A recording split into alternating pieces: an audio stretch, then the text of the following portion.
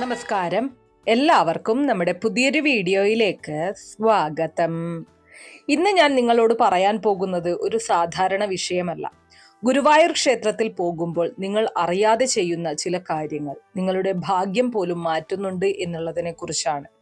അതെ, നിങ്ങൾ ഒരിക്കലെങ്കിലും ചിന്തിച്ചിട്ടുണ്ടോ? ഒരേ ദിവസം ഒരേ ക്ഷേത്രത്തിൽ ഒരേ ദർശനം ചെയ്തിട്ടും ചിലർക്ക് ജീവിതം മാറുന്നു, ചിലർക്കൊന്നും സംഭവിക്കുന്നില്ല. എന്തുകൊണ്ടാണത്?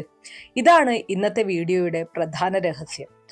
ഗുരുവായൂർ ക്ഷേത്രം കേരളത്തിലെ ഏറ്റവും ശക്തിയുള്ള ക്ഷേത്രങ്ങളിൽ ഒന്ന്. ഇവിടെയുള്ളത് ഒരു കല്ല് വിഗ്രഹമല്ല, ജീവിക്കുന്ന ദൈവ സാന്നിധ്യം തന്നെയാണ്. പഴമക്കാർ പറയുന്ന ഒരു വാക്കുണ്ട്: ഗുരുവായൂരപ്പൻ വിളിച്ചാൽ മാത്രമേ ആർക്കും അവിടെ എത്താൻ സാധിക്കൂ. ഇത് വെറും വാക്കല്ല, ഒരു വലിയ സത്യം തന്നെയാണ്. ഇത് പലർക്കും അനുഭവമുള്ള കാര്യമാണ്. നിങ്ങൾ ഗുരുവായൂർ ക്ഷേത്രത്തിൽ പോയിട്ടുണ്ടെങ്കിൽ ഒരു കാര്യം ശ്രദ്ധിച്ചിട്ടുണ്ടോ? ചിലർ വളരെ ശാന്തമായി ഭക്തിയോടെ ദർശനം ചെയ്യുന്നു, എന്നാൽ ചിലർ തിരക്കിൽ പെട്ടെന്ന് ഒന്നും മനസ്സിലാകാതെ പോയി വരുന്നു. ഈ രണ്ടുപേരും ഒരേ ദർശനം തന്നെയല്ലേ ചെയ്യുന്നത്? പിന്നെ ഫലം വ്യത്യാസപ്പെടുന്നത് എന്തുകൊണ്ടാണ്? കാരണം ഗുരുവായൂരിൽ ദർശനം ചെയ്യുന്നത് ഒരു രീതിയിൽ ചെയ്യണം, ചില രഹസ്യങ്ങൾ പാലിക്കണം. ഇല്ലെങ്കിൽ നിങ്ങൾക്ക് കിട്ടേണ്ട അനുഗ്രഹം പോലും നഷ്ടമാകും എന്നതാണ്. പലർക്കും അറിയാത്ത ഒരു സത്യമുണ്ട്: ഗുരുവായൂരപ്പൻ നിങ്ങളുടെ വാക്കുകൾ കേൾക്കുന്നതിന് മുൻപ് നിങ്ങളുടെ മനസ്സ് നോക്കും. നിങ്ങൾ എന്താണ് പറയുന്നത് എന്നല്ല, നിങ്ങൾ എന്താണ് അനുഭവിക്കുന്നത് എന്നതാണ് പ്രധാനം. ഇന്ന് ഞാൻ നിങ്ങളോട് പറയാൻ പോകുന്നത് ഗുരുവായൂർ ക്ഷേത്രത്തിൽ പോകുന്ന സമയത്ത് നിങ്ങൾ നിർബന്ധമായിട്ട് അറിഞ്ഞിരിക്കേണ്ട 7 പ്രധാന രഹസ്യങ്ങളെ കുറിച്ചാണ്. ഇത് പാലിച്ചാൽ നിങ്ങളുടെ ജീവിതത്തിൽ മാറ്റം ഉറപ്പാണ്. പാലിക്കാതെ പോയാൽ നിങ്ങൾക്ക് തന്നെ അറിയാതെ വലിയ നഷ്ടം സംഭവിക്കും. ഇതിൽ ചില കാര്യങ്ങൾ പലരും ഒരിക്കലും കേട്ടിട്ടുണ്ടാകില്ല. ചിലത് നിങ്ങൾ ഇപ്പോൾ പോലും തെറ്റായി ചെയ്യുന്നുണ്ടാകാം. അതുകൊണ്ട് തന്നെ ഈ വീഡിയോ സ്കിപ്പ് ചെയ്യരുത്. നിങ്ങളോട് ഒരു ചോദ്യം ചോദിക്കുകയാണ്: നിങ്ങൾ ഗുരുവായൂരിൽ പോയപ്പോൾ സത്യമായി മനസ്സിൽ നിന്ന് പ്രാർത്ഥിച്ചിട്ടുണ്ടോ? അല്ലെങ്കിൽ വെറും ഒരു റുട്ടീൻ ദർശനം മാത്രമായിരുന്നു? കാരണം ഗുരുവായൂരപ്പൻ നിങ്ങളുടെ പ്രാർത്ഥനകൾ കേൾക്കുന്നു. പക്ഷെ ശരിയായ രീതിയിൽ ചോദിച്ചാൽ മാത്രമേ ശരിയായ അനുഗ്രഹം ലഭിക്കുകയുള്ളൂ. ഇന്ന് ഈ ഒരു വീഡിയോയിൽ നിങ്ങൾ അറിയാൻ പോകുന്നത് ദർശനത്തിന് മുൻപ് ചെയ്യേണ്ടത് എന്തൊക്കെയാണ്, ക്ഷേത്രത്തിനുള്ളിൽ ശ്രദ്ധിക്കേണ്ട കാര്യങ്ങൾ എന്തൊക്കെയാണ്, ദർശനത്തിന് ശേഷം ചെയ്യേണ്ടത് എന്താണ്. ഏറ്റവും പ്രധാനമായി ഒരു രഹസ്യം: നിങ്ങൾ ഇത് ചെയ്താൽ നിങ്ങളുടെ ജീവിതത്തിൽ നിങ്ങൾ തന്നെ അത്ഭുതപ്പെടും. അതുകൊണ്ട് ഈ വീഡിയോ അവസാനം വരെ കാണുക. കാരണം അവസാനം പറയുന്ന ഒരു വാക്ക് നിങ്ങളുടെ ജീവിതം തന്നെ മാറ്റാം. അപ്പൊ നമുക്ക് തുടങ്ങാം. ഗുരുവായൂർ ക്ഷേത്രത്തിൽ പോകുന്ന സമയത്ത് ശ്രദ്ധിക്കേണ്ട ആ രഹസ്യങ്ങൾ എന്തൊക്കെയാണ് എന്നുള്ളത്. വീഡിയോയിലേക്ക് കടക്കുന്നതിന് മുന്നേ നിങ്ങൾ പുതിയതായിട്ടാണ് എൻ്റെ ഈ ചാനൽ കാണുന്നത് എന്നുണ്ടെങ്കിൽ ദയവേത് ചാനൽ ഒന്ന് സബ്സ്ക്രൈബ് ചെയ്യുക. തൊട്ടടുത്ത് തന്നെ ഒരു കുഞ്ഞു ബെല്ലൈക്കൺ ഉണ്ട്, അതൊന്ന് പ്രസ് ചെയ്യുക. അതിൽ ഓൾ എന്നുള്ള ഓപ്ഷൻ സെലക്ട് ചെയ്ത് കഴിഞ്ഞാൽ എൻ്റെ എല്ലാ വീഡിയോസിനും നിങ്ങൾക്ക് നോട്ടിഫിക്കേഷൻ കിട്ടുന്നതായിരിക്കും. ഏറ്റവും ആദ്യം തന്നെ നമ്മൾ മനസ്സിലാക്കേണ്ടത് ഗുരുവായൂർ ക്ഷേത്രത്തിന്റെ മഹത്വവും യഥാർത്ഥ ശക്തിയെയും കുറിച്ചാണ്. ഇപ്പോൾ നമ്മൾ ആദ്യം തന്നെ മനസ്സിലാക്കേണ്ടത് ഗുരുവായൂർ ക്ഷേത്രം എന്താണ് എന്നതാണ്. പലരും കരുതുന്നത് അതൊരു ക്ഷേത്രം മാത്രമാണ് എന്നാണ്. പക്ഷെ അത് അതിലും കൂടുതലാണ്. ഗുരുവായൂർ ക്ഷേത്രം എന്നത് ഒരു ശക്തിയുടെ കേന്ദ്രമാണ്. അവിടെ നിൽക്കുന്ന ഓരോ ആളുകളും ഒരേ അനുഭവം അനുഭവിക്കുന്നില്ല എന്നതാണ് സത്യം. ചിലർക്ക് കണ്ണുകൾ നിറയും, ചിലർക്ക് ശരീരത്തിൽ ഒരു തണുപ്പ് പോലെ തോന്നും, ചിലർക്ക് ഒരു സമാധാനം തോന്നും. ഇതെല്ലാം എന്തുകൊണ്ടാണ് സംഭവിക്കുന്നത്? കാരണം അവിടെയുള്ളത് ഒരു സാധാരണ വിഗ്രഹമല്ല. ഗുരുവായൂരപ്പൻ ശ്രീകൃഷ്ണ ഭഗവാന്റെ സാന്നിധ്യം തന്നെയാണ് അവിടെ എത്തുമ്പോൾ നിങ്ങൾ അനുഭവിച്ചറിയുന്നത്. പഴമക്കാർ പറയുന്ന ഒരു കഥയുണ്ട്: ദ്വാരകയിൽ ഉണ്ടായിരുന്ന ശ്രീകൃഷ്ണന്റെ വിഗ്രഹം ഗുരുവും വായുവും ചേർന്ന് ഇവിടെ സ്ഥാപിച്ചു എന്നത്. അതുകൊണ്ടാണ് ഈ സ്ഥലം ഗുരുവായൂർ എന്ന പേര് ലഭിച്ചത്. അതുമുതൽ ഇന്നുവരെ ലക്ഷക്കണക്കിന് ആളുകൾ ഇവിടെ എത്തി പ്രാർത്ഥിച്ചു. പലർക്കും അത്ഭുതങ്ങൾ സംഭവിച്ചു. പക്ഷെ ഒരു സത്യം നിങ്ങൾ മനസ്സിലാക്കണം: എല്ലാവർക്കും ഒരേ ഫലം ലഭിക്കില്ല. എന്തുകൊണ്ടാണ് അങ്ങനെ സംഭവിക്കുന്നത്? ദൈവം ഒരാളോട് മാത്രം കൂടുതൽ സ്നേഹം കാണിക്കുമോ? ഒരിക്കലുമല്ല. പക്ഷെ ഭക്തിയിൽ വ്യത്യാസമുണ്ട്. ഗുരുവായൂരപ്പൻ നോക്കുന്നത് നിങ്ങളുടെ വേഷമോ പണമോ അല്ല, നിങ്ങളുടെ മനസ്സാണ്. നിങ്ങൾ പുറത്തുനിന്ന് എന്താണ് കാണിക്കുന്നത് എന്നതല്ല, ഉള്ളിൽ എന്താണ് അനുഭവിക്കുന്നത്, അതാണ് പ്രാധാന്യം. ഒരു ചെറിയ ഉദാഹരണം പറഞ്ഞു കഴിഞ്ഞാൽ, 2 പേർ ഗുരുവായൂർ ക്ഷേത്രത്തിൽ പോവുകയാണ്. ഒരാൾ വളരെ സമ്പന്നനാണ്, വലിയ വഴിപാടുകൾ നടത്തുന്നു. മറ്റൊരാൾ ഒരു സാധാരണ മനുഷ്യനാണ്, കയ്യിലൊന്നുമില്ല. എന്നാൽ ആ സാധാരണ മനുഷ്യൻ കണ്ണു നിറച്ച് സത്യമായി പ്രാർത്ഥിക്കുന്നു. അപ്പോൾ ഗുരുവായൂരപ്പൻ ആരുടെ പ്രാർത്ഥനയാണ് കേൾക്കുന്നത്? തീർച്ചയായും സത്യമായ ഭക്തിയുള്ളവന്റെ പ്രാർത്ഥനയാണ് ഭഗവാൻ കേൾക്കുന്നത്. അതുകൊണ്ട് തന്നെ ഗുരുവായൂർ ക്ഷേത്രത്തിൽ പോകുന്നതിന് മുൻപ് നമ്മൾ മനസ്സിലാക്കേണ്ടത് ഭക്തി എന്നത് കാണിക്കുന്ന ഒന്നല്ല, അനുഭവിക്കുന്നതാണ് എന്ന സത്യമാണ്. പലരും ചോദിക്കും, എനിക്ക് പലതവണ പോയിട്ടും എന്തുകൊണ്ട് ഫലം ലഭിക്കുന്നില്ല? അതിന്റെ ഉത്തരം, നിങ്ങൾ ദർശനം ചെയ്തോ അല്ലെങ്കിൽ വെറുതെ പോയി വന്നു? ദർശനം എന്നത് കണ്ണുകൊണ്ട് കാണുന്നതല്ല, ഹൃദയത്തോട് അനുഭവിക്കുന്നതാണ്.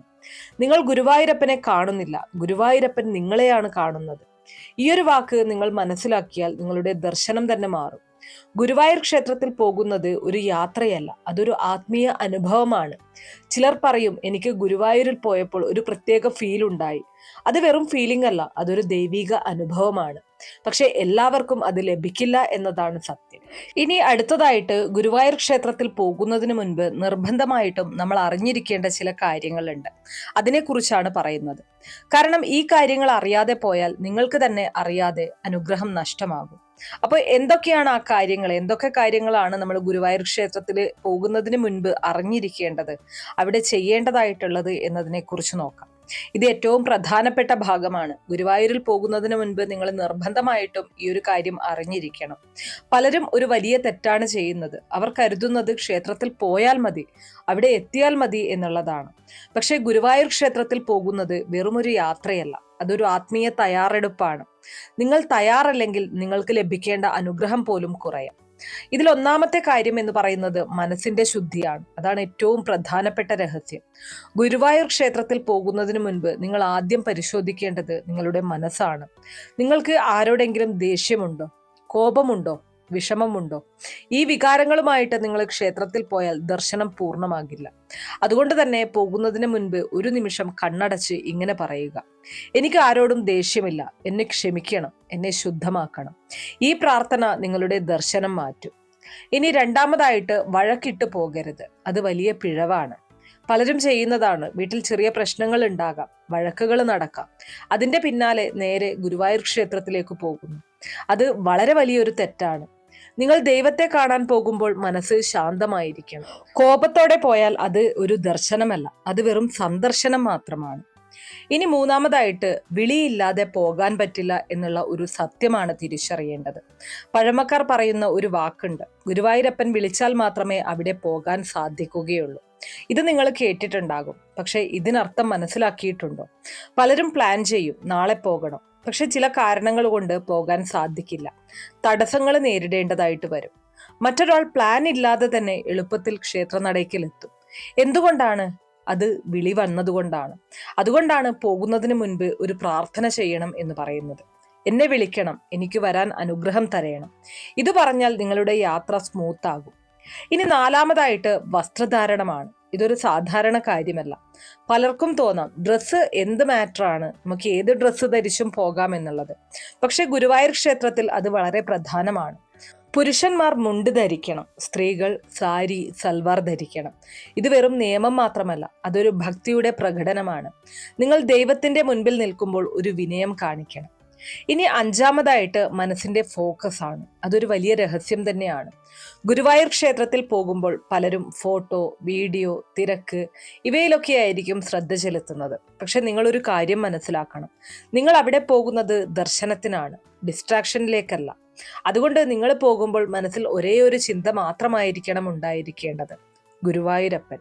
ഇത് നിങ്ങളുടെ ദർശനം ഒരു പുതിയ ലെവലിലേക്ക് കൊണ്ടുപോകും. ഇനി ആറാമതായിട്ട്, സമയം ദർശനത്തിന്റെ ക്വാളിറ്റി മാറ്റും എന്നതാണ്. ഗുരുവായൂർ ക്ഷേത്രത്തിൽ ഓരോ സമയത്തിനും ഓരോ പ്രത്യേകതയുണ്ട്. പുലർച്ചെ ദർശനം വളരെ ശക്തമാണ്, രാത്രി ദർശനം വളരെ ശാന്തമാണ്. അതുകൊണ്ട് നിങ്ങൾക്ക് കഴിയുമെങ്കിൽ ശാന്തമായ സമയം തിരഞ്ഞെടുക്കുക. ഏഴാമതായിട്ട്, പ്രതീക്ഷകൾ കുറയ്ക്കുക എന്നതാണ്. ഇതാണ് ഏറ്റവും വലിയ രഹസ്യം.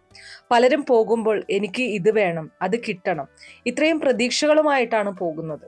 പക്ഷെ ഒരു സത്യം നിങ്ങൾ തിരിച്ചറിയണം, നിങ്ങളെല്ലാം പ്ലാൻ ചെയ്താലും നിങ്ങളുടെ ജീവിതം പ്ലാൻ ചെയ്യുന്നത് ഭഗവാനാണ്, ഗുരുവായൂരപ്പനാണ്. അതുകൊണ്ട് പോകുമ്പോൾ ഇങ്ങനെ പറയുക, എനിക്ക് നല്ലതെന്താണോ അത് തന്നേക്കുക, അത് ഭഗവാൻ തന്ന് അനുഗ്രഹിക്കണം എന്നുള്ളതാണ് പ്രാർത്ഥിക്കേണ്ടത്. ഈ ഒരു വാക്ക് നിങ്ങളുടെ ജീവിതം മാറ്റും. ഇപ്പോൾ നിങ്ങൾക്ക് മനസ്സിലായി പോകുന്നതിന് മുൻപ് എന്ത് ചെയ്യണം. പക്ഷെ ഏറ്റവും വലിയ രഹസ്യം ഇപ്പോഴും ബാക്കിയാണ്. ക്ഷേത്രത്തിനുള്ളിൽ നിങ്ങൾ ചെയ്യുന്ന ഓരോ ചെറിയ കാര്യവും നിങ്ങളുടെ അനുഗ്രഹം നിർണ്ണയിക്കും. അപ്പൊ നമുക്ക് ഇനി ക്ഷേത്രത്തിനുള്ളിലെ രഹസ്യങ്ങളെ തിരിച്ചറിയാം.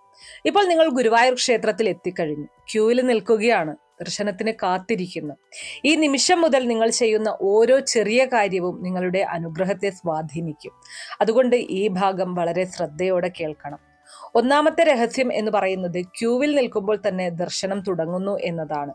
പലരും കരുതുന്നത് വിഗ്രഹം കാണുമ്പോഴാണ് ദർശനം തുടങ്ങുന്നത് എന്നതാണ്. പക്ഷെ സത്യം അതല്ല. നിങ്ങൾ ക്യൂവിൽ നിൽക്കുന്ന ആ നിമിഷം മുതൽ ദർശനം ആരംഭിച്ചു കഴിഞ്ഞു.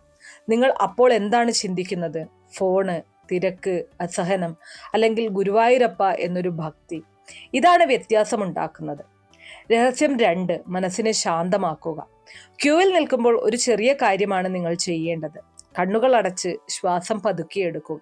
മനസ്സിൽ ഒരേ ഒരു നാമം, കൃഷ്ണ, ഗുരുവായൂരപ്പ. ഇത് ചെയ്യുമ്പോൾ നിങ്ങളുടെ മനസ്സ് ശാന്തമാകും, നിങ്ങളുടെ എനർജി മാറും. അപ്പോൾ ദർശനത്തിന്റെ ശക്തി ഇരട്ടിയാകും.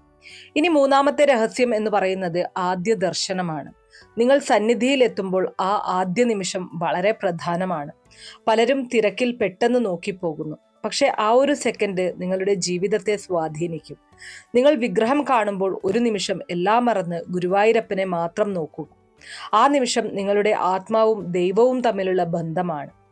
ഇനി രഹസ്യം 4, കണ്ണടച്ച് പ്രാർത്ഥിക്കുക. പലരും കണ്ണു തുറന്ന് എന്തോ പറയാൻ ശ്രമിക്കും. പക്ഷെ ഏറ്റവും ശക്തമായ പ്രാർത്ഥന കണ്ണടച്ച് ചെയ്യുന്ന പ്രാർത്ഥനയാണ്. നിങ്ങൾ ഇങ്ങനെ പറയുക: എനിക്ക് എന്താണ് വേണ്ടത് ഭഗവാൻ അറിയാം. ഈ ഒരു വാക്ക് വളരെ ശക്തമാണ്. ഇനി 5ാമത്തെ രഹസ്യം എന്ന് പറയുന്നത് ദീപം നോക്കുന്നതാണ്. ഗുരുവായൂർ ക്ഷേത്രത്തിൽ ദീപം നോക്കുന്നത് ഒരു സാധാരണ കാര്യമല്ല. ദീപം ഒരു ശക്തിയുടെ പ്രതീകമാണ്. നിങ്ങൾ ദീപം നോക്കുമ്പോൾ മനസ്സിൽ ഒരു ആഗ്രഹം വയ്ക്കുക. പക്ഷെ അത് സ്വാർത്ഥമായ ആഗ്രഹമായിരിക്കരുത്, നല്ലതായ ഒരു ആഗ്രഹം. അപ്പോൾ അത് പൂവണിയുമെന്നാണ് വിശ്വാസം.